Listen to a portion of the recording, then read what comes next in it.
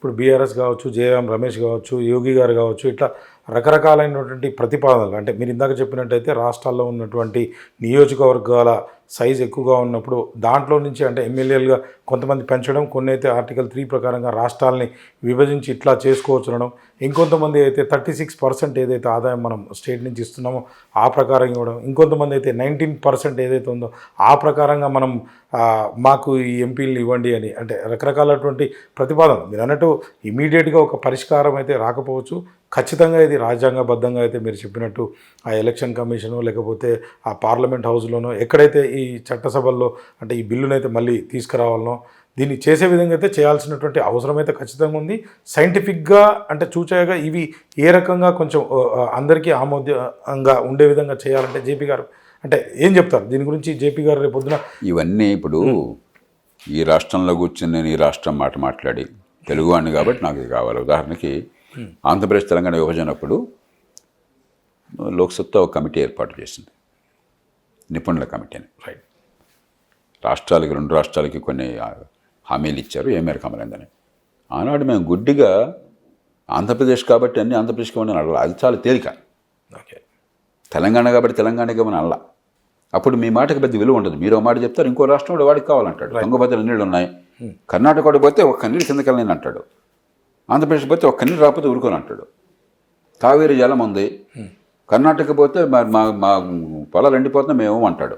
వాడు పేట్రియాటు, రాజకీయంగా పెద్ద పర్పస్ సాధిస్తాడు. తమిళనాడులో అదే పార్టీ వాడు వచ్చి ఇక్కడ రాకపోతే ఊరుకొని అంటాడు, వాడు పెద్ద పేట్రియాటు.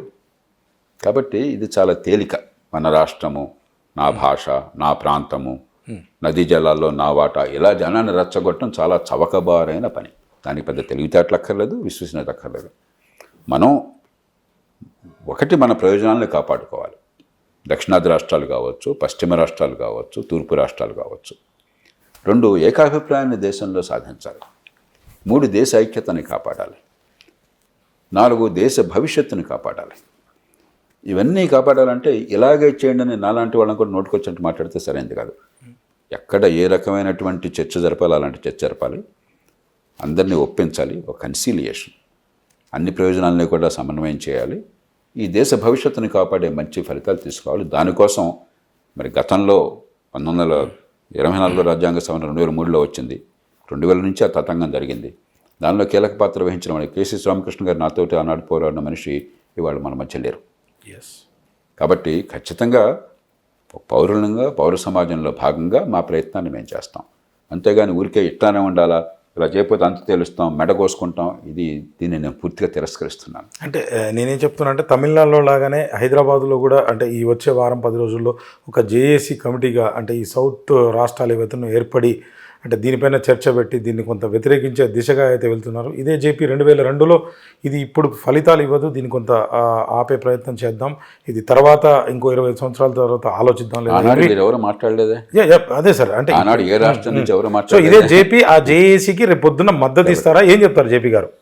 అసలు వాళ్ళు లేదు, సూళ్ళు లేదు, మద్దతు మాట్లాడుతున్నారు. నాకు అర్థం కావట్లేదు మీరు చెప్పినట్టు. ఈ దేశ ప్రయోజనాలని, ఫెడరల్ వ్యవస్థ ప్రయోజనాలని, దేశ ఆర్థిక భవిష్యత్తుని, ఈ సమాజంలో ఐక్యతని పెంచటం మనందరి కర్తవ్యం. ఆ కర్తవ్యాన్ని గత 30 ఏళ్లుగా ఎలా లోక్సత్తా ఉద్యమం, ప్రజాస్వామ్యపేట నిర్వహిస్తున్నాయో ఇప్పుడు కూడా చేతనైన మేరకు నిర్వహిస్తాయి. అంటే నేను చివరిగా తమిళనాడు అనేది అంటే త్వరలో ఎలక్షన్స్ ఉన్నాయి, దానికోసం తమిళనాడు స్టాలిన్ కావచ్చు ఇంకా మిగతా వాళ్ళు రాజకీయం చేస్తున్నారా అంటే ఏ రకంగా చూడొచ్చు? దాన్ని కూడా ఇప్పుడు ఇది ఒక రాజకీయమైన అంశమే. ఓకే.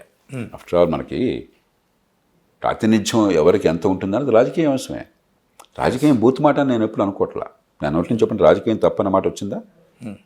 కాకపోతే నిర్మాణాత్మక రాజకీయమా, వినాశనాత్మక రాజకీయమా, దేశ ఐక్యతని, సమగ్రతని పెంచే రాజకీయమా, దేశ ఐక్యతను తుంచే రాజకీయమా, భవిష్యత్తుని కాపాడే రాజకీయమా, భవిష్యత్తుని నాశనం చేసే రాజకీయమా?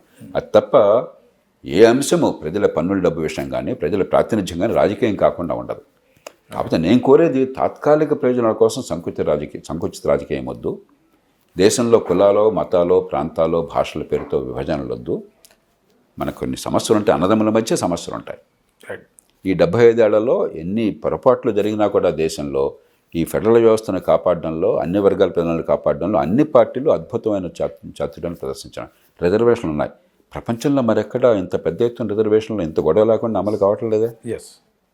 ఎన్నో రకాలుగా మతాల్లో కానీ మత సాంప్రదాయాల్లో కానీ చెడు నిర్జించడం కోసం ఎన్నో చట్టాలు వచ్చినాయి, సంస్కరణల కోసం.